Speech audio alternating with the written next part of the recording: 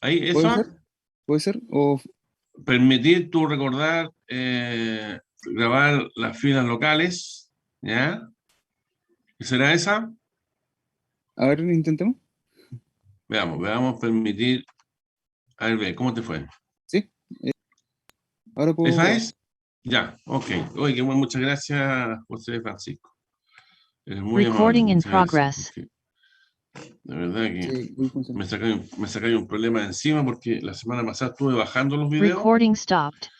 y después me acordé que los tenía en la bandeja y se los mandé creo que el domingo, no sé. Creo el domingo, o sea, ayer. Muy bien, vamos entonces. Tenemos, el curso creció harto, ¿ah? Teníamos, ahora somos 20. Somos 20, ok, vamos. Entonces vamos a compartir y nos vamos a tirar Recording in con progress. esta lámina que está acá. Listo. ¿Se ve? Sí, profe. Sí. Perfecto. Entonces vamos a poner el panel. Muy bien. La semana pasada, una pregunta que me hizo un compañero a usted respecto de Estados Unidos como país endeudado, ¿ya? Y que estaba colocando bonos del Tesoro y los principales países compradores del Tesoro son China y Japón, ¿ya? Eso es efectivo, ¿ya? Lo que ocurre es que no es que el Estado de Japón esté comprando, lo que están comprando son los empresarios, los privados, ¿ya? Japoneses, bonos del Tesoro norteamericano, ¿ya? Con la finalidad de estabilizar sus exportaciones. Entonces, entiendo que se entendió de que el Estado japonés es el que estaba comprando, ¿no? Son privados y particulares, personas individuales que están comprando bonos del Tesoro norteamericano. Lo mismo en el caso de, hay muchos norteamericanos también que están comprando bonos del Tesoro. Pero lo que es un hecho cierto, que el nivel de endeudamiento que tiene Estados Unidos es superó el 100% de su Producto Interno Bruto, superó su Producto Bruto y por tanto la situación financiera es delicada. Sin embargo, las agencias que son de acreditación, ya que de clasificación, mantienen a Estados Unidos con AAA, ¿ya? Y es bastante controversial que un país que tenga ese nivel de endeudamiento mantenga una clasificación AAA. Se puede deber fundamentalmente a que manejan los intercambios mundiales en el comercio internacional. Bueno, vamos a estudiar en la clase de hoy, ¿ya? Los principales objetivos económicos. Aquí quedamos la última sesión. Entonces tenemos los 5 objetivos económicos que son un alto nivel de empleo, otra vez, pues ahí lo voy a corregir enseguida, espérate, si no, nunca lo voy a corregir. Un alto nivel, ¿cómo hacer un objetivo? Un alto nivel de desempleo. Eso tendré, archivo, guardar, vamos a guardar el tiro. Ok. Un alto nivel de, ¿dónde está la paleta? Aquí está. Un alto nivel de empleo, ¿ya? Una estabilidad de precios, la eficiencia económica, una distribución equitativa de la renta y, por supuesto, el crecimiento. Vamos a repasar algunos conceptos respecto de que se incorporaron algunos compañeros de ustedes en el transcurso de la semana. Nosotros dijimos que el enfoque que íbamos a dar a la economía, y la economía se subdividía en 5 áreas fundamentales, 4 o 5 áreas. Primero, lo que es la microeconomía, que busca la relación entre empresas e individuos. La macroeconomía, que busca la relación ya a nivel global de una región, que contempla conceptos como inflación, desempleo. Después viene la economía internacional, que corresponde a la distribución, a cómo a nivel mundial se intercambian bienes y servicios. Y el cuarto aspecto es el desarrollo económico, no el crecimiento, el desarrollo económico, cómo las naciones o los grupos de naciones consiguen un desarrollo económico. ¿Ya? Este ramo lo vamos a iniciar con un análisis fundamentalmente de aspectos macroeconómicos, lo que estamos viendo ahora, y vamos a cerrar con aspectos microeconómicos, y si tenemos suficiente tiempo para dar una clase y desarrollar los temas de economía internacional, que son muy similares a las microeconomías, ¿ya? Y el desarrollo económico, también voy a dejar una clase para que usted maneje los conceptos de desarrollo económico, ¿ya? Entonces, primer objetivo económico, un alto nivel de empleo. Un alto nivel de empleo significa que las personas, la gente que está dispuesta a trabajar, ¿ya?, debe encontrar un empleo en un tiempo razonable. Hay personas que no tienen ganas de trabajar, no quieren trabajar, y por lo tanto, como no buscan empleo, no se pueden considerar desempleados. ¿Por qué? Porque en su objetivo como persona no está el concepto de trabajar. Por tanto, un alto nivel de empleo, ¿ya?, significa entonces que las personas que están dispuestas, que andan buscando trabajo, no encuentran trabajo en un periodo de tiempo razonable. Generalmente este periodo de tiempo, dependiendo de la clasificación que hagan los diferentes organismos gubernamentales, se considera aproximadamente 3 meses. ¿Ya?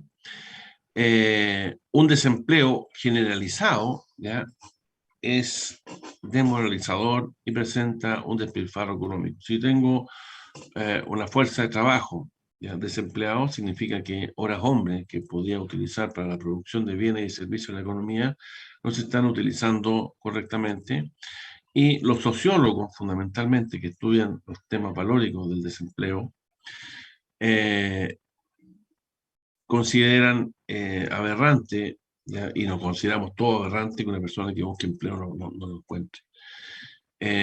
Nosotros en Chile, en este minuto, con la pandemia, ¿verdad?, hemos logrado sortear niveles de desempleo a través de seguros de cesantía y distribución, ¿ya? Pero es un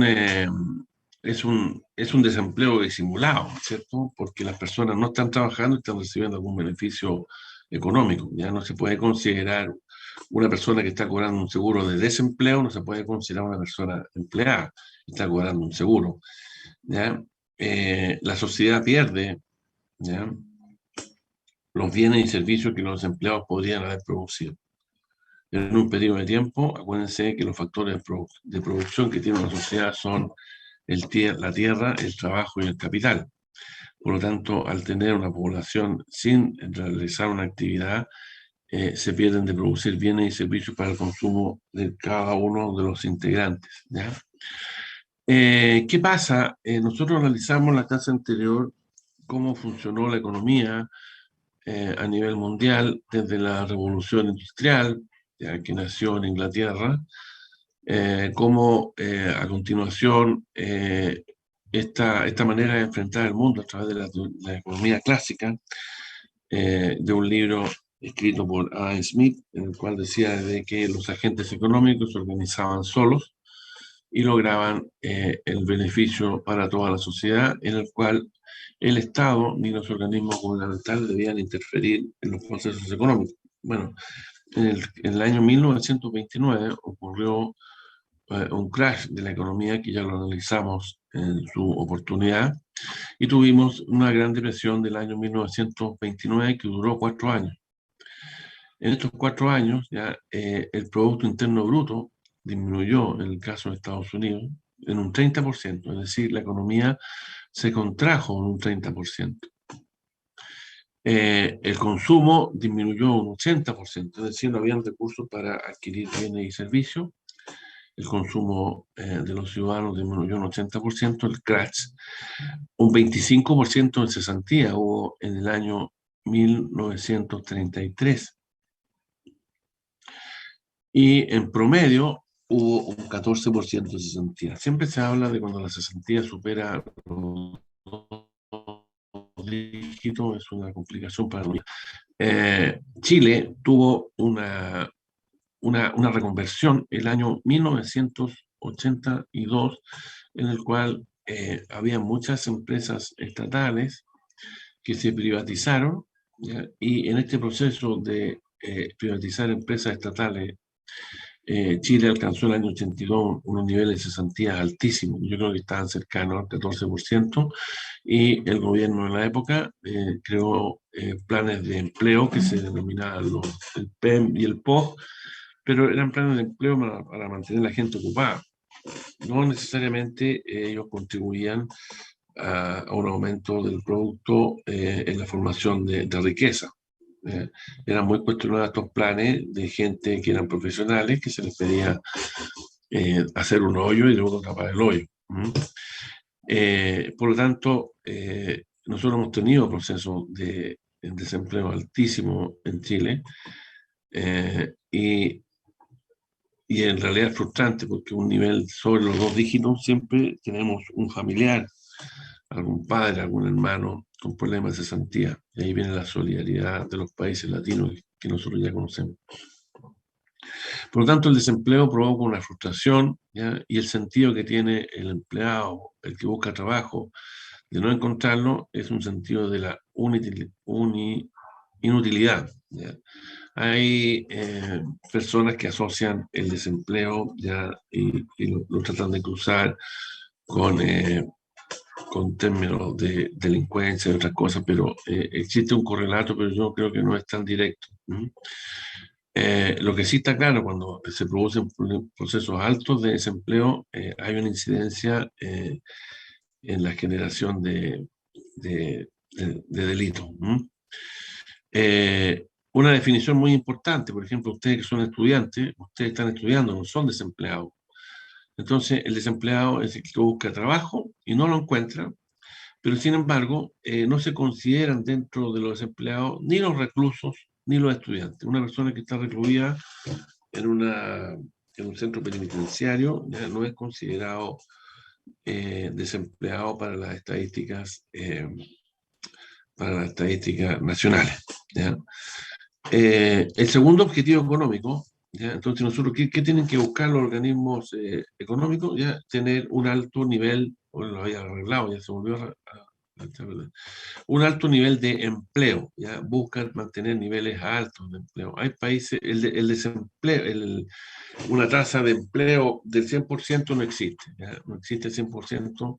Países como Estados Unidos tienen niveles elevados de empleo, pero el 100% de empleo no existe. Eso lo vamos a ver cuando estudiemos la macroeconomía y analicemos la visión que tienen la economía clásica y la economía keynesiana respecto de la ponderación del el empleo, ¿ya?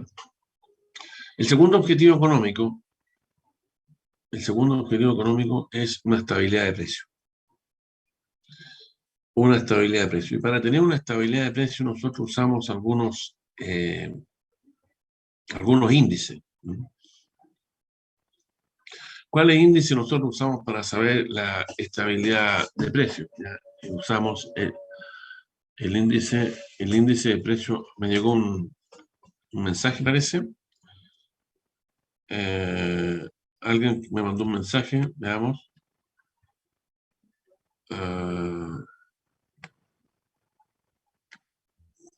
Estoy viendo aquí. ¿Se cayó una reunión? No tengo nada. Ya, 19. No, está bien. ¿Qué pasó? Nada, yo me pasé, pensé que se había caído. Estamos compartiendo todavía, ¿no? ¿Sí? ¿Comparto? Sí, ¿Se profe, ve? estamos bien. Ya.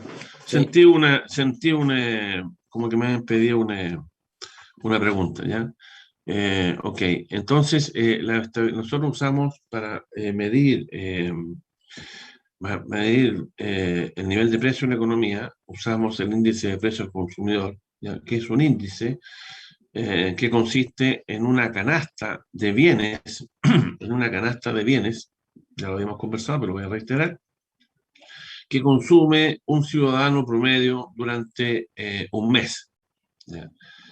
Los tipos de productos que se denominan los Q. ¿Cuáles son los productos que consume un ciudadano promedio en un mes? Y estos productos, existe un grupo de personas que salen por la ciudad y encuestan en las ferias libres, encuestan en los supermercados o toman precios, ¿ya? De los supermercados, toman precios de las ferias libres, toman de los emporios, ¿ya? Y ven la variación y hacen un chequeo de los precios y luego ponderan los precios con las cantidades, ¿ya? Y sacan la variación del índice de precio al consumidor. Este índice de precio al consumidor ha variado en el tiempo porque el consumo ha variado en el tiempo.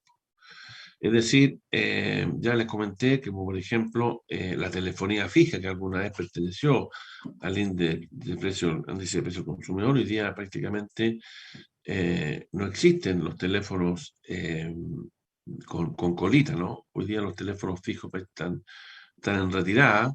También les comenté el caso que alguna vez existió el arriendo de películas de video, ¿ya? Que hoy día es un producto que está en retirada, que la economía evoluciona tan rápido que uno, ¿verdad que existían los videojuegos? ¿Ya? Entonces, esta canasta de bienes, ¿ya? La primera que tengo uso razón fue en el año 1957 y consideraba 112 productos, ¿ya? Que era lo que consumía un ciudadano promedio de la economía. Bueno, los consumos van variando en el tiempo. Los consumos van variando en el tiempo. Por tanto, esta canasta se ha ido modificando en los siguientes años, en 1969, en 1978 se volvió a modificar, en 1989, estoy tomando unos datos de mi cuaderno, ¿no? Y el último, en 2009, ya esta canasta tenía 368 productos, y el 2018 la última canasta que nosotros tenemos en consideración, ¿ya? Y muchos productos van saliendo de la canasta porque salen del consumo habitual de la economía, ¿ya? Entonces, esta variación de precios, eh, el índice de precio al consumidor es muy importante porque a través de ella se determina el valor de la unidad de fomento. ¿Mm? Cuando se estima, si ustedes se fijan, la unidad de fomento se inicia el día 10, me parece, del mes y tiene una duración hasta el día 9 del mes siguiente. Lo tengo que revisar, pero no sé si es 9 o 10, pero me parece que es del día 10 hasta el día 9, ¿ok? Entonces, cuando se aparece el IPC, en este caso el último mes, que fue un 0,8, la UEF va a variar en esa misma proporción durante todo el periodo, es decir, va a variar desde el día 10 del mes siguiente hasta el 9 en la variación del 0,8. Entonces, y por eso el IPC necesariamente tiene que salir ese índice antes del día 10 para que puedan hacer las correcciones. La UEF tiene una característica, la UEF se entiende ya que no pierde el valor adquisitivo porque está indexado al IPC y por lo tanto con la misma cantidad de UEF puedo comprar la misma cantidad de productos. Pero la realidad es que no todas las personas ganan su renta en UEF. ¿Ya? Yo creía que la menor parte de las personas obtienen sus ingresos en UEF. Por tanto, las personas que reciben en dinero fijo, ¿ya? No en UEF, todo el aumento que tenga el IPC durante el periodo, ¿ya? Hasta que la aumente en su renta, ¿ya? Es un costo que él lo tiene que absorber en su bolsillo. Por tanto, en ese periodo de tiempo, desde que se considera la inflación, hasta que a él le reajustan sus ingresos en base a la inflación, todo ese periodo lo empobrece. Por eso la inflación elevada que consigue que la persona se empobrezca en el tiempo. Por lo tanto, un objetivo económico entonces es fundamentalmente mantener una estabilidad de precios. Y cuando digo estabilidad de precios, estamos hablando de rangos de IPC que para Chile se está considerando, nosotros manejamos desde 2,5, 3,5, pero ya en este proceso que estamos viviendo, ya no nos parece que esté como objetivo de inflación meta, esté entre 4 y 4,5, dadas las características económicas y macroeconómicas que está viviendo la población. Entonces, la idea ya es, como objetivo económico, mantener la estabilidad de precios. es decir, que los precios no varíen respecto de cierto rango, ¿ya? Un paréntesis, solamente para que usted lo maneje, ¿no? La banca, cuando da créditos de corto plazo, hablemos de créditos de consumo que ellos definen, ¿ya? Que son hasta 3 años, ¿ya? Entre 1 y 3 años, ¿ya?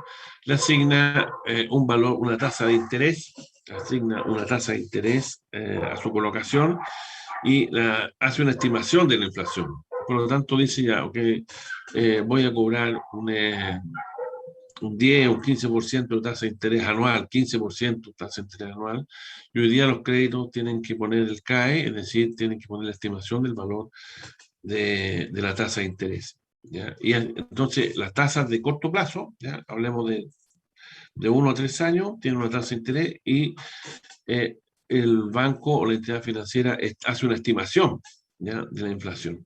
¿Ok? Sin embargo, cuando los bancos dan crédito hipotecario, y un crédito hipotecario puede ser 8 años, 12 años, 15 años, 20 años, hasta 20 años. He visto algunos créditos hipotecarios hasta 25, pero generalmente esos créditos son facilitados por compañías de seguro. Pero los bancos normalmente dan créditos entre los 8 hipotecarios, entre los 8 y los 20 años. Por lo tanto, como no pueden estimar la inflación, ¿ya? En tan largo tiempo, dicen ya, vamos a facilitar entonces que este crédito sea en UF más una tasa de interés. En UF más una tasa de interés, ¿ya? Y entonces ya no tienen que estimar la inflación, sino que la inflación está implícita en las condiciones crediticias que ellos otorgan, ¿ya? Por lo tanto, cuando ellos facilitan en UF más algo, se sacan el problema encima. Ahora, en unidades monetarias que tengan la inflación a nivel mundial, me parece que nosotros somos el único país que tenemos una moneda de ese tipo, ¿ya? En que permite a la banca sacar el problema de la estimación de la inflación, ¿ya? Y el señor que te toma el crédito ya sabe que va a pagar su crédito en UF, y cuando se produce un pic de inflación, ya él lo va a ver cuando le aparezca en su boleta de cuánto el crédito hipotecario el mes siguiente, que ya está limpio la inflación. Entonces, el concepto de inflación, ya, en esta canasta que nosotros tenemos, esta inflación entonces es un aumento general de los precios, ¿ya? Yo tomo todos los productos y digo cuánto subió, ya, el nivel general de precios. Puede que algunos productos bajen, puede que otros productos suban, ya, pero en términos generales ya se estima cuánto fue la inflación.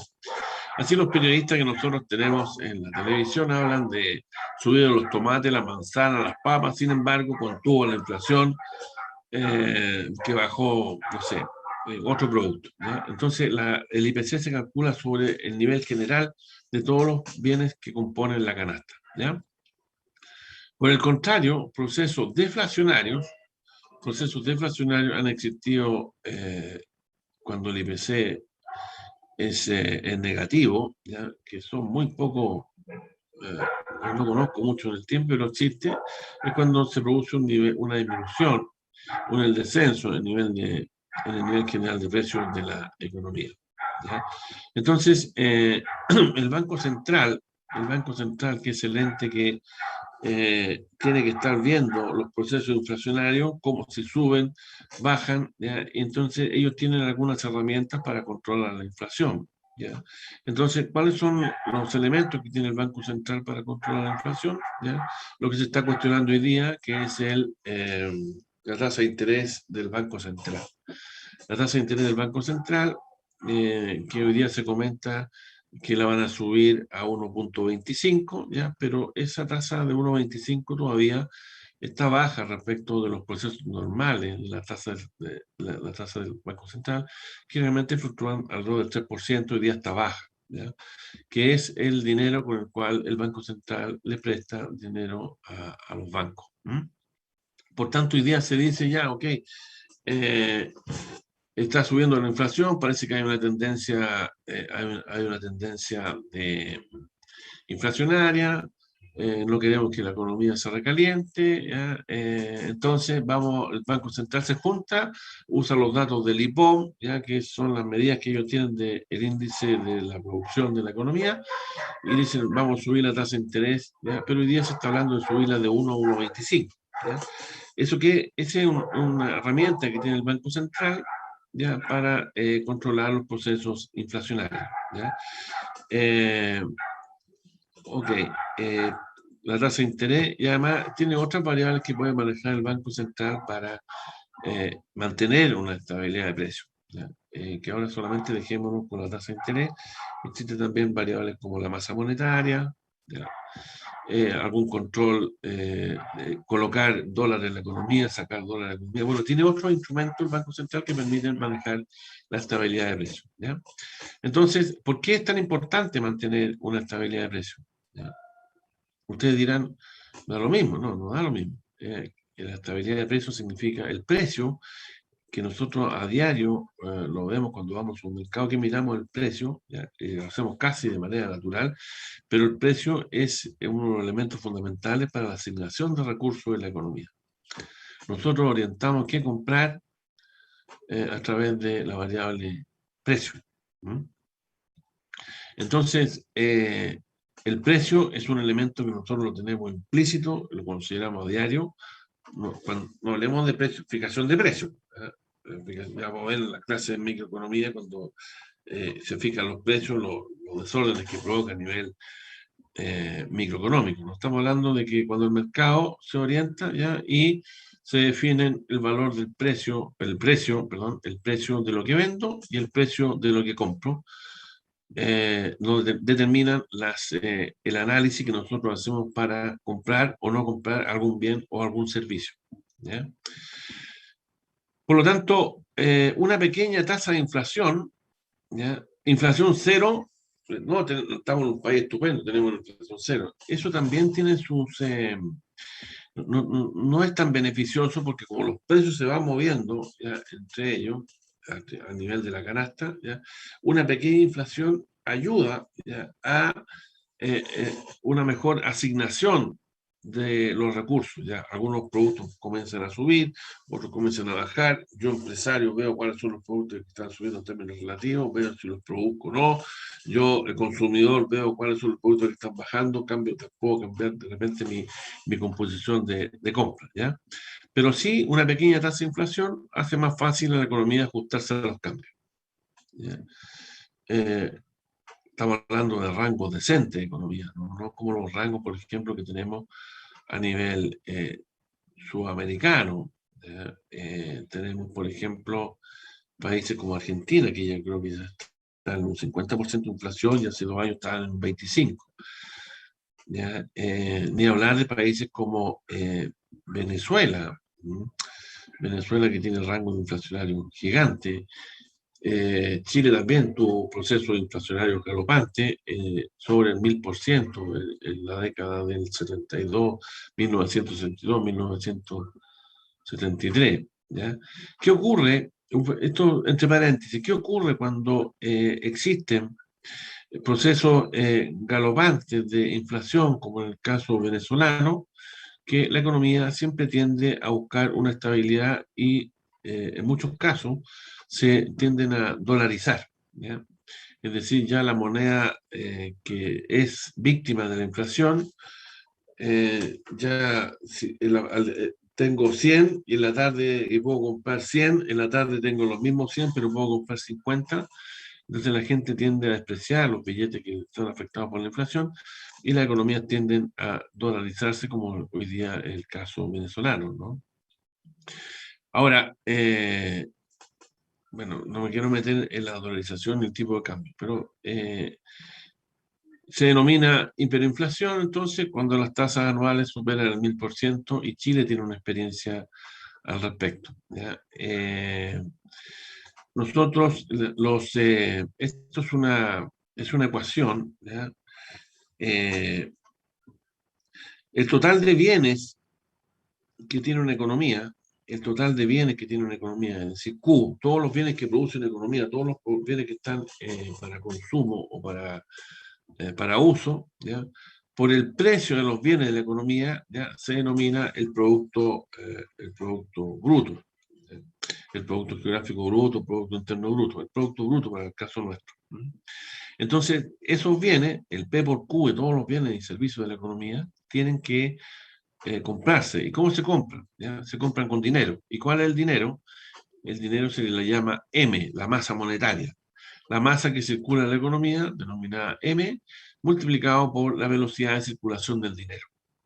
Multiplicado por la velocidad de circulación del dinero. Por tanto, ¿quién maneja la masa monetaria? La maneja el Banco Central. ¿Ya? ¿Qué pasa si el Banco Central inyecta y aumenta la masa monetaria? Significa que para mantener la ecuación, para poder mantener la ecuación, una variable, ¿ya? Del otro lado de la línea igual, que es el precio de la cantidad, tiene que ajustarse a un aumento de la masa monetaria. Entonces, la cantidad de productos por el precio de los productos ya tiene que ser igual a la masa monetaria por la velocidad de circulación del dinero. Y por tanto, si sube mucho la masa monetaria, para poder igualar la ecuación, necesariamente tiene que subir el nivel de precio de la economía. Es decir, el nivel P, el nivel de precio de la economía tiende a subir. Por lo tanto, cuando se inyecta mucho dinero en la economía, ¿ya? Generalmente se producen procesos inflacionarios. ¿Ya? Y cuando se produce mucho inyección de dinero en la economía, cuando se produce inyección de dinero en la economía, cuando generalmente cuando el Banco Central no es autónomo y depende del gobierno de turno que tiene que pagar muchas cosas, entonces imprimía. ¿Ya? Por lo tanto, una de las cosas sanas que tiene una economía es que el Banco Central sea autónomo. ¿Ya? En el caso del cálculo, y en Chile el Banco Central es autónomo y se van renovando cada cierto tiempo los 5, los 7 integrantes del Banco Central, y ellos tienen que tomar políticas técnicas. ¿Ya? En el caso del IPC lo mide el INE, ¿ya? Y el INE es un organismo que depende del gobierno. Pero bueno, yo lo que les quiero decir a través de esto es que es sano que no se inyecte dinero a la economía. Entonces dicen, y bueno, ¿qué pasó en Chile por qué tenemos un aumento de los precios IPC alto? Bueno, hay varias explicaciones. Una de las explicaciones es que, si bien es cierto, el gobierno no inyectó dinero en la economía, la gente sacó su ahorro, ¿ya? Y lo inyectó a la economía, por lo tanto, aumentó la demanda. ¿Ya? Por otro lado, a nivel internacional han habido aumentos de inflacionarios, muchos productos que son importados, también han sufrido, por un tema de sobredemanda, han sufrido procesos también inflacionarios. Ya, hay quejas mucho en el sector, se han escuchado muchas quejas respecto de todo lo que son materiales de la construcción, que han tenido aumento considerable. Ya lo analizamos la semana pasada, cuando vimos que el IPC, el IPC en esos casos son para la construcción, por lo tanto pasan al proceso de inversión. Pero sin embargo, ya, en casos de consumo que son reiterativos, ya, que no son para invertir, de construcciones pequeñas o mejoras, efectivamente ha tenido un considerable aumento. Y consideremos además que el tipo de cambio en Chile, que es un tipo de cambio flexible, se ha movido en los últimos años de entre 700 y 780 pesos por dólar, que también influye en el valor de los bienes que nosotros importamos. ¿Ya? También nosotros importamos mucho alimento, traemos mucha carne de Argentina, traemos mucha carne de Brasil, Uruguay, bueno, etcétera, etcétera. ¿Ya? Por lo tanto, generalmente se asocia al gasto del gobierno. Ya, la estabilidad de precios. Vamos entonces, objetivo económico. Dos, generalmente se asocia al gasto del gobierno, se dispara. Ya lo analizamos cuando los gobiernos emiten mucho dinero o gastan mucho, ¿ya? O se endeudan para gastar, generalmente provocan un proceso inflacionario. ¿Y a quién perjudica esto? Obviamente a las personas que no ganan dinero en UF, sino que ganan dinero en IPC, ganan fijo, tienen ingresos fijos, todas las personas asociadas al abarataje, público, se reajusta el IPC anualmente.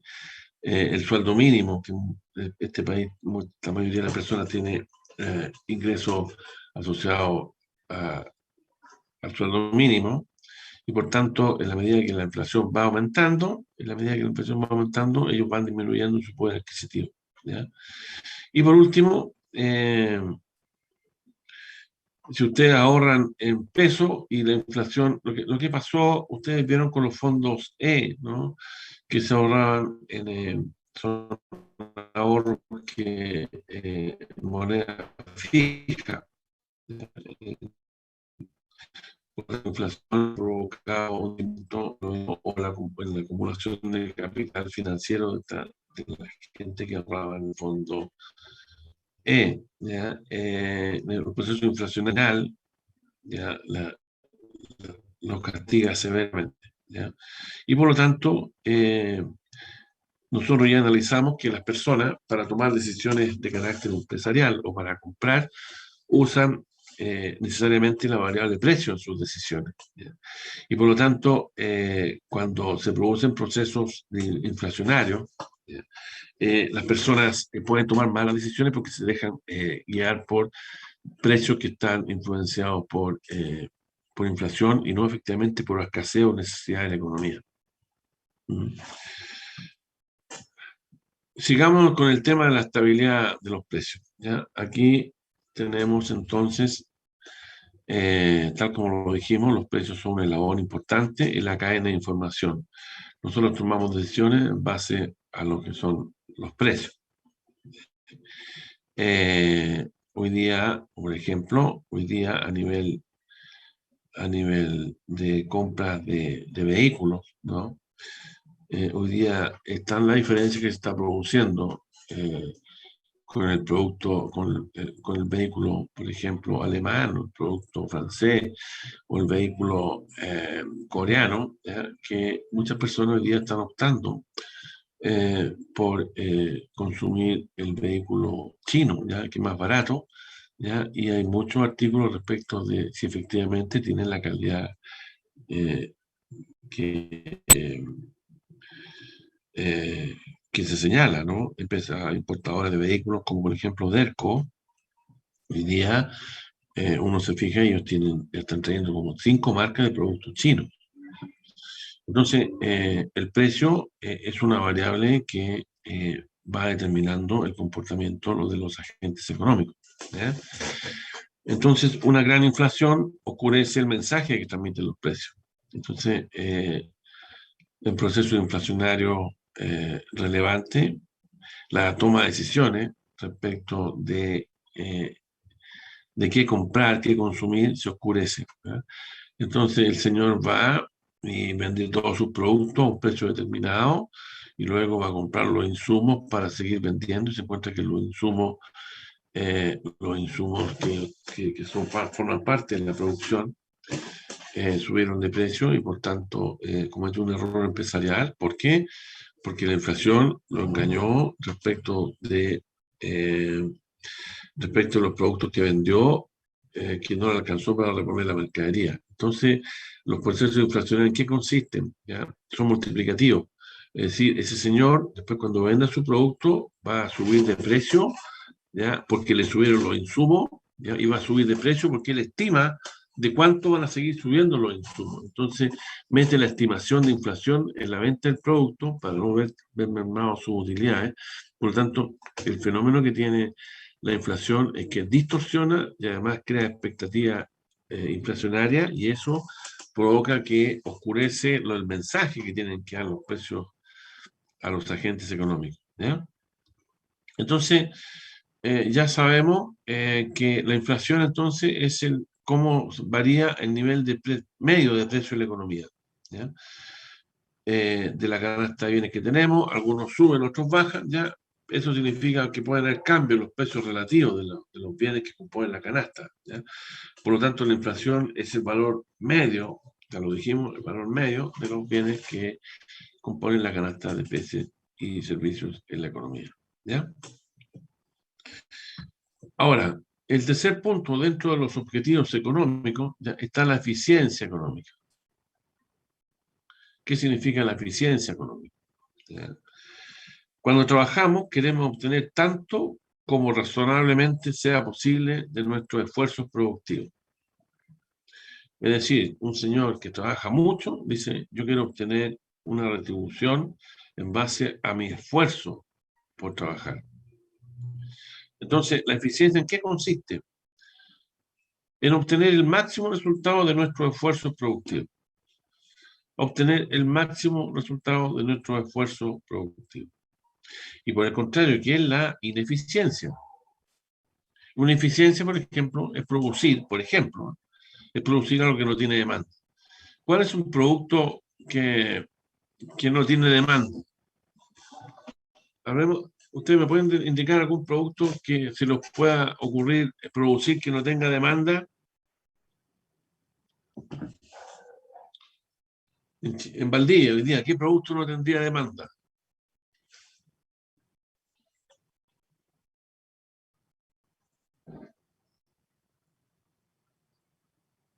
Las cabañas de los estudiantes, por ejemplo, porque Bien, bien, excelente. ¿Con quién dio la respuesta excelente? No tiene demanda. ¿Por qué? ¿Y por qué no tiene demanda las cabañas de los estudiantes? Pues nace del COVID. ¿Te estás refiriendo al COVID? Al tele, sí, y al teleeducación. por eso mismo. Efectivamente, efectivamente. Buena, buena, buena. Muy buena. ¿Quién dio esa respuesta? Yo, Juan Manuel. Juan Manuel, excelente, excelente. Veamos otro, veamos otro, veamos otro producto hoy día que está en cuestionamiento si va a tener o no va a tener demanda. ¿Ya? El replanteamiento, bueno, lo voy a plantear así. Mira, el replanteamiento que están haciendo las empresas inmobiliarias, ¿ya?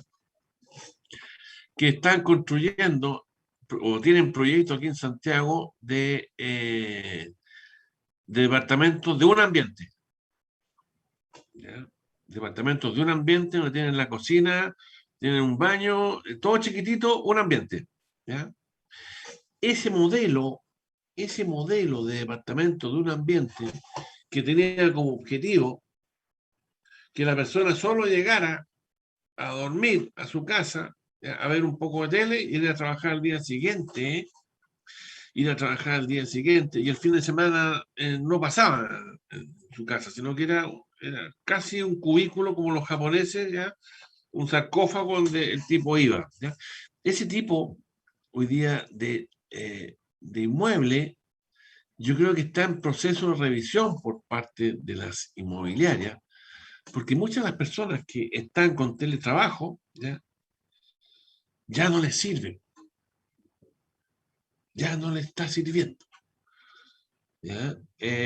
Segundo, a pesar de que hay un crecimiento exponencial de proyectos inmobiliarios y departamentos en Santiago, mucha gente, estoy hablando, y también en Valdivia seguramente de pasar lo mismo, mucha gente se está yendo al campo, se va al campo, ¿ya? Buscan un lugar que tenga buena conectividad y se va al campo, ¿ya? Y entonces hace su actividad de día y puede realizar las actividades a través del teletrabajo desde un lugar eh, menos pensado. ¿Ya? Bueno, entonces, el ejemplo que tuviste es muy bueno, ¿ya? Y por lo tanto, no solamente la variable precio, sino que la variable de los hábitos y consumo puede provocar entonces que un bien que sea ineficiente, ¿ya? Puede lograr modificar esa conducta y transformarse en un bien o corregirlo para que sea eficiente. ¿Ya? El turismo, tú hablaste de las cabañas por los alumnos, todo el turismo hoy día está replanteado. Se tienen que replantear su cuento los aviones, ¿ya? Se tienen que replantear, bueno, etcétera, etcétera, etcétera. Bueno, entonces la eficiencia consiste en obtener al máximo resultado de nuestro esfuerzo productivo. ¿Ya? Ok. Entonces, existen dos tipos de eficiencia dentro de los objetivos económicos. Una que se denomina la eficiencia técnica y una segunda que se denomina eficiencia asignativa. ¿Cuál es la diferencia fundamental entre la eficiencia técnica y la eficiencia asignativa para producir algún bien o un servicio para la economía? ¿Ya? En el caso de la eficiencia técnica, habla del Q, ¿ya? Habla del Q, de la cantidad, ¿ya? Para producir un bien. Yo tengo una mejor eficiencia técnica si ocupo la menor cantidad de Q, de insumo, de insumo, ¿ya? Una menor cantidad, produzco la misma cantidad con menos recursos, ¿ya? Q, por ejemplo, mano de obra, maquinaria, etc. O sea, tengo una mejor gestión, ¿ya? Ocupo menos cantidad para producir un bien o servicio. Sin embargo, la eficiencia asignativa considera la variable P, y cuando digo P digo precio, ¿ya? Es decir, no solamente considera la menor cantidad de recursos en Q, sino que además le pongo el precio ya al valor de la asignación. ¿Ya? Entonces digo la variable precio. Por lo tanto, si hago una combinación de una eficiencia técnica y una eficiencia asignativa, cruzo ¿ya? Estos dos elementos, puedo conseguir obtener una buena eficiencia técnica a un buen precio. Ejemplo, eso hay mucha innovación. Ustedes son ingenieros electrónicos. Bueno, cuando tengan que producir algunos bienes o servicios, le van a decir, mira, bueno, voy a hablar de la parte de la ignorancia nomás. Vamos a usar estos conectores que usan fundamentalmente cobre. No, si el cobre no sirve, mejor litio. No, porque el litio es muy caro. Entonces, no, pero como vamos a usar menos cobre, vamos a usar más litio, vamos a usar, entonces cuando meten la variable, la cantidad para obtener el mismo bien, estamos hablando de eficiencia técnica, y cuando estamos hablando de, no, pero es que le metemos la variable costo y precio de los insumos que voy a utilizar, estamos hablando de una mejor asignación una asignación y combinación de los factores productivos. Pues bien, sigamos entonces. Aquí, este es un tema que está de moda a nivel mundial. ¿Eh? Nosotros siempre nos creemos que las cosas que nos pasan a nosotros somos los... No, esto es a nivel mundial. A nivel mundial, un tema de una buena distribución equitativa de la renta. Una distribución equitativa de la renta. Y cuando digo una distribución equitativa de la renta, me refiero a que todos podamos gozar o bien vernos beneficiados con el crecimiento económico. ¿Ya? El valor de todos los bienes y servicios que hay en la economía ¿ya? Significa que alguien paga por el bien y servicio de la economía, por lo tanto el producto geográfico interno bruto tiene que ser igual al ingreso nacional bruto o al ingreso nacional. Por lo tanto, el producto, todos los bienes y servicios que se producen en la economía, alguien paga y alguien recibe el valor de todos los bienes y servicios que hay en la economía. Por lo tanto, cuando nosotros hablamos de una distribución equitativa de la renta, significa que tenemos que eliminar algunos conceptos que están en boga hoy día. Hablamos de equidad versus la igualdad. Hablamos de equidad versus la igualdad. Entonces, ¿qué es equitativo? ¿Ya? Equitativo se supone que es en la medida que yo ponga más sacrificio personal en una actividad, yo debiera recibir un mayor beneficio por la actividad que estoy desarrollando. Y la igualdad, por su lado, dice, no, a mí no me importa el tamaño ni la cantidad de esfuerzo que tú hagas. Me da igual. Aquí nosotros tenemos que recibir todo lo mismo. ¿Ya? Estamos polarizando los conceptos, por supuesto. Pero que así lo entiendan. Entonces, cuando muchos viven en la opulencia en un país, ¿ya? Ningún grupo de ciudadanos debería sufrir una pobreza extrema. Entonces, estamos hablando entonces de ahí, cuando la parte piramidal, ¿ya? Cuando la pirámide es muy puntiaguda, ¿ya? Significa que hay muchos que tienen, hay pocos que tienen mucho y hay muchos que tienen poco, ¿ya? Si la pirámide la vamos haciendo más plana, ya se van acercando a las posiciones. Entonces, el cuestionamiento es, bueno, yo tengo que premiar a los que se esfuerzan harto, ¿ya? Y a los que se esfuerzan poco, los tengo que castigar. ¿Qué significa una persona que a los 65 años, por ejemplo, va a recibir una jubilación de 200 lucas? ¿Lo tengo que castigar de por vida? ¿Ya? ¿Qué significa que una persona que tenga una deficiencia intelectual, el Estado lo va a dejar que se muera de hambre? Bueno, empiezan todos los cuestionamientos de carácter ético, ¿no? Respecto a lo mismo. ¿Cuál es la dosis precisa para poder hacer una muy buena distribución, una buena distribución de los ingresos de la economía? ¿Ya? Entonces, aquí caemos en, bueno, ¿y qué es la pobreza entonces? ¿Cómo defino un pobre? ¿Ya?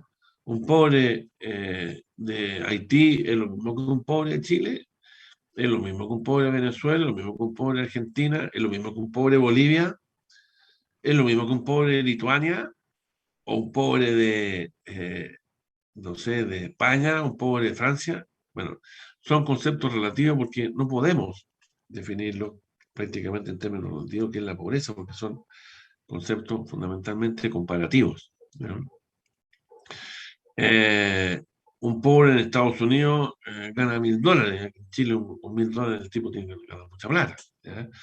Etcétera, etcétera, ¿ya? Entonces, existen pautas razonables que toman en consideración ciertas complicaciones obvias, como el número de miembros en una familia. Y entonces se habla del ingreso familiar de emergencia. ¿Ya? ¿Cuántos son en la familia? Tanto. Entonces va bajando en la medida que tengo más. Bueno, significa que entonces es que hay costos fijos, ¿no? Que hay costos variables. Bueno, entonces es tan difícil cuantificar los rangos de pobreza, ¿ya? Y está necesariamente una familia que tiene 10 personas, ¿ya? Por ejemplo, ¿ya? O una familia que tiene 5, ¿ya? O bien una familia que tiene 10 personas y las 10 personas son todos mayores de edad, ¿ya? O bien una familia que tiene 10 personas son todos niños y adolescentes. Entonces, existen pautas razonables que toman en consideración ciertas complicaciones obvias, como el número de miembros que toma la familia, y además, cómo es la composición etaria de los miembros de la familia. Entonces, si ustedes se fijan, cuando decían el IFE, ya vamos a dar el IFE, entonces si son una la familia, si son dos, si son tres, si son cuatro, bueno, claramente son clasificaciones absolutamente subjetivas, ¿ya? Claro, que benefician, sí, benefician, no podemos decir que no benefician, ¿sí? Pero la connotación subjetiva de esa determinación es muy importante tenerla en consideración. Por ejemplo, un aumento del ingreso nacional en toda una economía, es decir, el Producto Interno Bruto, los situados en la parte baja por lo general también subirán. ¿Qué significa esto?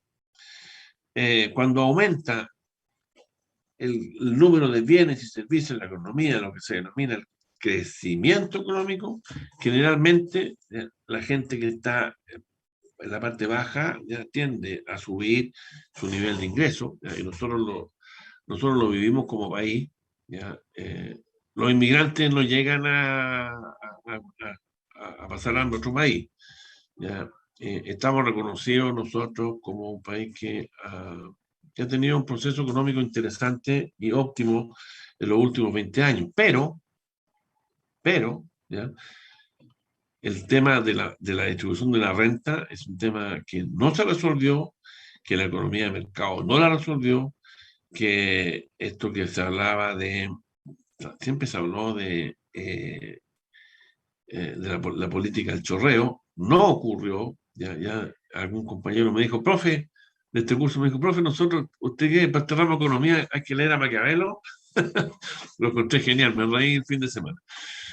No, el ser humano en esencia tiene un comportamiento errático respecto a sus semejantes. La distribución de la renta hay que mitigarla, es decir, hay que buscar fórmulas para que cuando crezca la economía nos beneficiemos todos, ¿ya? recaudar impuestos, por supuesto, para financiar programas gubernamentales tendientes a ayudar a lo de menos a la gente más escasa, es decir, modelos a nivel mundial. Nosotros tenemos acá una carga tributaria que se puede, yo creo que se puede corregir. Entonces ya, Mauricio Cortés, ¿te va a subir los impuestos? No, corrijamos, pero no me suben los impuestos. Entonces, caemos en un círculo vicioso nosotros como seres humanos. Que otros paguen el beneficio social. ¿Ya? Y el último punto que vamos a tocar hoy en este proceso es lo que nosotros hemos definido, el crecimiento. Efectivamente, para el desarrollo, para lograr un buen desarrollo de las naciones, es una condición necesaria, ¿no? Es una condición necesaria obtener un crecimiento. Si no hay crecimiento, no hay nada que distribuir. Si no hay crecimiento, no hay nada que distribuir. Por lo tanto, el crecimiento económico es una pieza fundamental para que los países puedan llegar a un desarrollo económico a través de una distribución de los ingresos a todos los integrantes que participamos de una economía, ¿ya? Entonces, un crecimiento continuo posibilitará, lo puse en condicional, un nivel de vida más alto en el futuro. Se considera generalmente un objetivo importante. Es importante. Se considera generalmente es importante. Sin embargo, si no hay una buena distribución del crecimiento,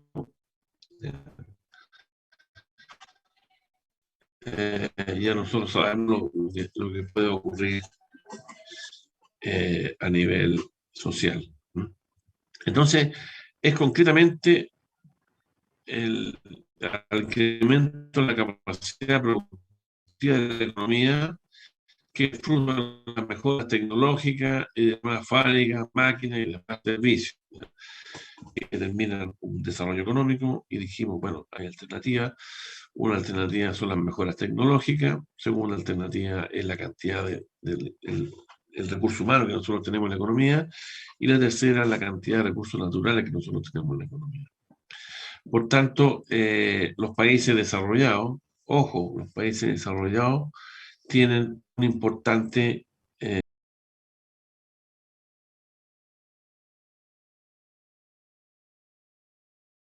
Recording in progress.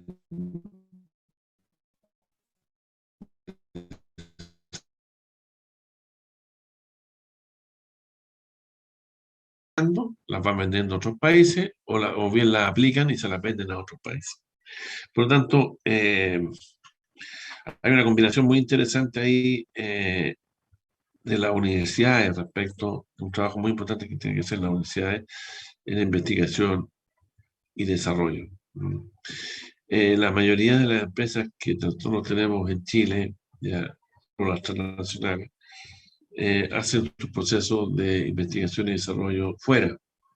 Por lo tanto, nosotros tenemos la mala costumbre, estamos todo el tiempo comprando tecnología. Y de repente aparece ahí en el diario y dice, la niña tanto inventó una cosa para tanto, ¿ya? Y nos sentimos profetas. Pero hay tanto desarrollo en investigación y desarrollo que uno es ninguno. Por tanto, ya son las 12:33. Las ventajas del crecimiento: si la economía crece, nuestra renta aumentará en el futuro y nuestros hijos tendrán un mayor nivel de bienestar social y material. Entonces implica necesariamente sacrificar consumo actual con consumo futuro. ¿Sí? Necesariamente la inversión forma parte del desarrollo de los países, ¿ya? Y por supuesto, previo a eso, al crecimiento. Un alto crecimiento necesariamente implica una alta contaminación, ya lo vimos, esto ya lo hemos analizado, ¿no? Esto ya lo hemos analizado, las famosas externalidades que tienen, por ejemplo, estas plantas termoeléctricas, ya que como tenemos problemas de energía compramos muchas plantas termoeléctricas y eso tiene una desventaja, un consumo. Pero ahora hemos aprendido mucho. Un muy buen ministro de Energía que impulsó todo lo que es hidrógeno verde. Impulsó, ¿ya? Porque ya venía incipiente, ¿ya? Y nosotros creo que ahí nos vamos a potenciar bastante a nivel mundial con el hidrógeno verde y además que tenemos la suerte, ya que tenemos los mayores, el triángulo del litio, yo creo que nos va a impulsar bastante para no ser tan monodependientes del cobre. El triángulo del litio, ustedes saben que es un triángulo que está entre Bolivia, Chile y Argentina, donde están las mayores reservas de litio a nivel mundial. Y por lo tanto, el litio es fundamental en lo que son las baterías, en automóviles, la parte eléctrica. Y estaban ahí, estaban ahí, pero hay otros metales que también están haciendo competencia con el litio. ¿Ah? Entonces, para pensar eh, un crecimiento sostenido, es como si sube la marea. Levantó la mano, ¿quién levantó la mano? Chariel. Hola, Ariel. Chariel. Dale, Chariel. Profesor, pero como usted está hablando de como de diversificar la economía y habló del litio, pero al final creo que una vez en Chile pasó con el salitre, que el salitre se creó como algo así como el salitre sintético y se reemplazó y Chile se fue como a la quiebra. Pero al final igual seguimos, si hablamos de litio, de cobre, seguimos dependiendo de solo minerales, y nada de procesar ese mineral. Entonces igual podemos llegar a tener como si se reemplaza el litio, por ejemplo, porque el litio se está estudiando el grafeno, como para reemplazar el Exacto. litio. Puede ser que se demore muchos años, pero algún día puede llegar a reemplazarse. Entonces, Efectivamente. igual nuestra economía caiga mucho, ¿no? Sí. Sí, efectivamente. Mira, para darle contexto a tu pregunta, ya existen tres sectores económicos fundamentalmente. El primario, que es el extractivo, ¿ya? Es sacar las cosas que te da la naturaleza, ¿ya? El secundario es producir con esas cosas que te da que es el manufacturero. Y el terciario, ya, son los servicios, es como tú vendes esos bienes y servicios en la economía a nivel mundial y la finanza, qué sé yo. Efectivamente, nosotros como país estamos deficitarios, somos un país extractivo, ¿ya? Y hay un concepto que no es menor que se llama el deterioro de los términos de intercambio. A medida que pasa el tiempo, tú tienes que entregar más materia prima por recibir una menor porción de tecnología. Por tanto, efectivamente, si nosotros usamos la misma estrategia que usamos con el litio, con el salitre, que los alemanes inventaron el salitre sintético, ¿ya? Y nos mandaron a la punta del cerro en su oportunidad, ¿ya? Nosotros ahora, si queremos ser productivos, solamente tenemos que sacar salitre, ¿ya? Y mandárselo a los chinos, a los norteamericanos, para que ellos lo procesen y lo vendan a un valor 10 veces superior para que nosotros lo compremos. Yo creo que ahí están las políticas gubernamentales en las cuales nosotros tenemos que tomar el litio y producir, ¿ya? Llegar al sector manufacturero y vender los productos procesados a quienes lo requieran, ¿ya? En el caso de los chinos, en el caso de los norteamericanos, ¿ya? Pero sin embargo, si nosotros analizamos quién tiene el mayor potencial para realizar este proceso de extractivo a manufacturero, contéstelo ustedes mismos si van a ser los argentinos, van a ser los chilenos o van a ser los bolivianos. ¿Ya? Ustedes háganse esa reflexión. Yo apostaría y me encantaría que seamos los chilenos, que nosotros podamos procesar y manufacturar baterías, ¿ya? Con el litio que vamos a sacar del triángulo. Si no, vamos a repetir lo que tú dices, el penoso caso de el salitre que ocurrió hace unos 100 años atrás, yo creo. Profesor, ¿Sí? otra consulta con respecto al mismo tema del litio. ¿Cambiaría mucho la forma de riquezas del país si cambiara de mano de dueño del litio? Porque el litio hoy corresponde a Sokimich. Y Sokimich, bueno, de una familia bien problemática, Sí. ¿no? Entonces, ¿cambiaría mucho si cambiara de dueño? Si el Estado, por ejemplo, si el Estado decidiera quitarlo, expropiarlo, eso igual sería como siempre causa revuelo esa palabra de expropiación, pero en este caso, ¿usted cree que sería lo mejor o en general igual sería muy problemático para el país una decisión de esa magnitud? Ya, te lo voy a contestar, creo que te lo voy a contestar en positivo, ¿ya? Eh, el Estado es muy mal administrador, ¿ya? Por lo tanto, si se quedara con los recursos del Estado, ¿ya? Puede pasar lo mismo que pasa en petróleo en Venezuela, ¿ya? Entonces yo creo, en mi opinión, esto aquí en mi opinión, comillas, abro comillas, tiene que ser un trabajo mancomunado Estado-empresa, en mi opinión, ¿ya? Que el Estado vigile, que no nos hagan giles y que compartan bien el botín, ¿ya? Y que los privados también sepan que van a obtener un beneficio, ¿ya? Pero no el beneficio que esperaban si están solos. Aquí, cierro comillas. ¿Ah? Cierro comillas. Tenemos mala experiencia de expropiación a nivel mundial, ¿ya? La idea es que hagamos un trabajo en conjunto, ¿ya? Que el botín, compartamos el botín, ¿ya? Esa es mi opinión. Esa es una opinión personal, ¿ah? Si hablamos con alguien de una tendencia más izquierdista, me va a decir que estoy hablando acá de ese pescado, y si hablo con una persona de una tendencia más derechista, me va a decir que estoy hablando cabeza de jureles. ¿Ah? Pero aquí es opinable. Eh, lo que sí es importante, ¿ya? Es respetar las reglas del juego y ponerse colorado al principio. Cuando se inicia la negociación, hacer una muy buena negociación, ¿ya? Y no en el camino estar tratando de meter algunos royalties, el que sí, que no, que el royalty, no. Yo creo que ahí ahí me gustan mucho más esto también, otra opinión, la gente dicen que cuando uno hace negocio con un judío, un hebreo, ¿ya? Ellos hacen el negocio y lo respetan hasta el final, ¿ya? Cuando uno hace negocio con un palestino, entre medio del camino empiezan a corcovear, ¿ya? Si vamos a hacer algo, hagamos algo bien, ¿ya? Pero ahí nosotros tenemos una experiencia de salitre, tenemos el yacimiento el más importante de litio a nivel mundial, es un producto que está en proceso, ¿ya? Y nosotros tenemos que tratar de avanzar. Ojalá en una mancomunión privado-público para lograr colocar estos productos no en saquitos de cemento, mandarlos para afuera. La idea es mandarlo ya manufacturado, y se viene el boom de todo lo que es eléctrico. Ya, ahora, si ustedes me preguntan qué va a pasar con los países productores de petróleo respecto a lo eléctrico, abro comillas, no se van a quedar tranquilos. Ya, sigamos porque terminemos esta lámina, nos queda poquito. Son las 12:42. Ya, avancemos hasta las 5 y terminamos la clase de hoy para que darle un poquito de entusiasmo. El profe también se cansa. Ya.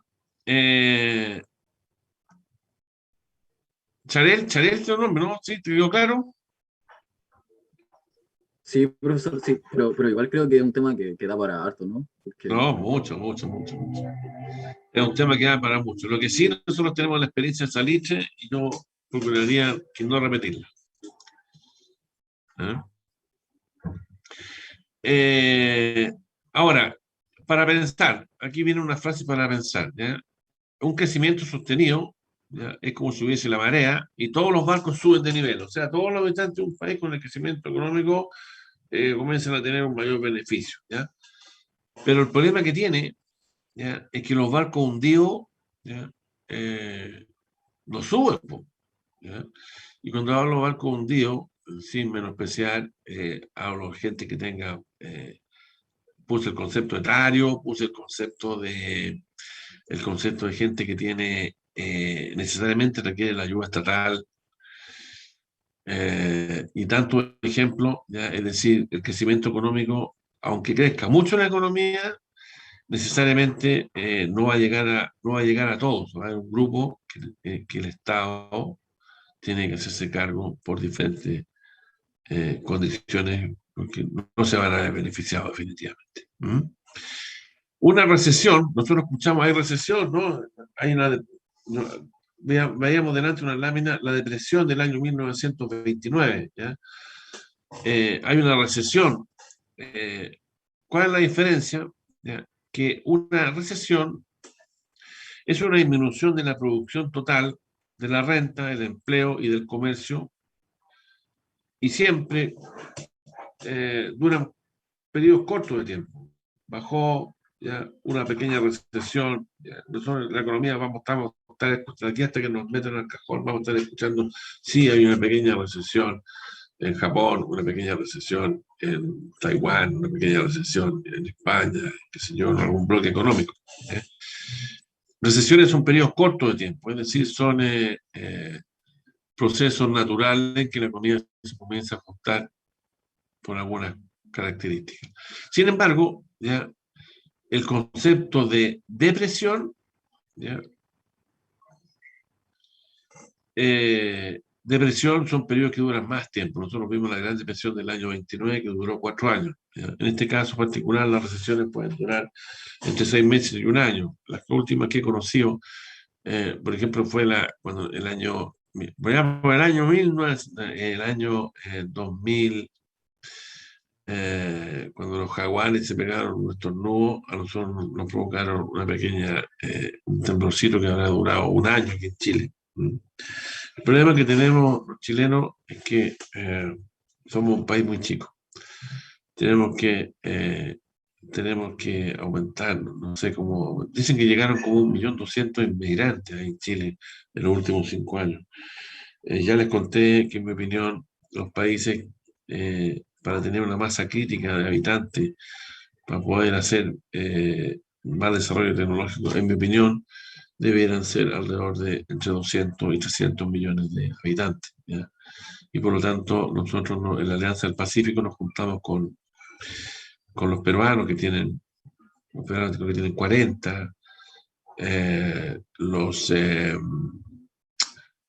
los colombianos tienen creo que 50, ¿ya? Los mexicanos tienen son 130, me parece, y con los 20 que nosotros pusimos, que en ese tiempo eran unos 18, anduvimos ahí con los 200, pero es una opinión personal, ¿ya? Eh, Colegas economistas me cuestionan, ¿ya? Y yo les digo que me den el contraejemplo. ¿Ya? Entonces, ya sabemos lo que es la recesión, lo voy a preguntar esto en la prueba, lo que es la recesión y lo que es una depresión. ¿Ya? Ahora bien, tenemos entonces problemas que provocan el crecimiento económico. ¿Ya? La contaminación, necesariamente la contaminación. Las fábricas echan humo, por eso es tan importante el desarrollo de nuevas tecnologías verdes. Y entonces tenemos que nosotros buscar mecanismos de, a hoy día les bajó, con este calentamiento global, a todo el mundo le bajó el tema de reducir la contaminación, ¿ya? Pero como son cíclicos, ¿ya? Y la memoria colectiva no es buena, no me sorprendería que estemos conversando el mismo tema en 2 o 3 años más. La libertad económica, ¿ya? Elegir ocupaciones, contratar y gastar sus rentas como lo deseen. La economía de mercado tiene esa característica que la gente puede hacer lo que quiere con el dinero. Lo importante es que la gente sepa que no puede ser capitalista cuando gana y socialista cuando pierde. Es decir, cuando se despilfarra recursos, ¿ya? Y dice que el Estado no se tiene que meter en su bolsillo, cuando las cosas no andan bien con él, no puede decir que el Estado lo tiene que ayudar. ¿Ya? Esa inconsistencia yo creo que tenemos que erradicarla y hacer nosotros como seres humanos, asumir, asumir y tener una claridad. Y ahí echo de menos la formación económica que dan en la enseñanza media sobre todo, ¿ya? Y por último, la economía de mercado promueve o tiende a promover el emprendimiento. Y uno de los principales problemas que tiene el emprendimiento es que la gente que tiene miedo o que A mí, perdón, aquí voy a, no emprende, ¿ya? Aquí voy a, voy a extender un poco, solamente un minuto, ¿ya? A mí me gusta mucho el concepto que tenían los griegos, ¿no? Los griegos decían, el temerario es la persona que toma riesgos innecesariamente. El temerario es la persona que toma riesgos innecesariamente. El cobarde es la persona que no toma riesgos. Y por eso me gusta mucho la definición que tenían los filósofos griegos que hablaban de la valentía. ¿Ya? Ustedes saben que los griegos eran racionales. ¿Ya? La valentía, bueno, la valentía es aquella persona que es capaz de tomar riesgos, ¿ya? Y ser cobarde, pero racionalmente. ¿Ya? La valentía es la capacidad de tomar riesgos o de ser cobarde racionalmente. Es decir, racionalmente decir, no, aquí en esta situación, aunque voy a ser valiente porque voy a racionalizar esta cobardía y voy a ser valiente porque voy a racionalizar esta temeridad. Entonces, en términos empresariales, ¿ya? No hay que ser temerario y no hay que ser cobarde, hay que ser valiente, es decir, aprender a tomar racionalmente decisiones. Eh, entonces aquí ya tenemos los 5 objetivos económicos, muchachos. Me cansé, estoy viejo, me canso. Entonces, vamos a dejar la clase hasta el día de hoy. Vamos a partir la próxima semana con los 10 principios de la economía. ¿Ya? Vamos a ver todos los principios de la economía y vamos a entrar en el tema de los costos y luego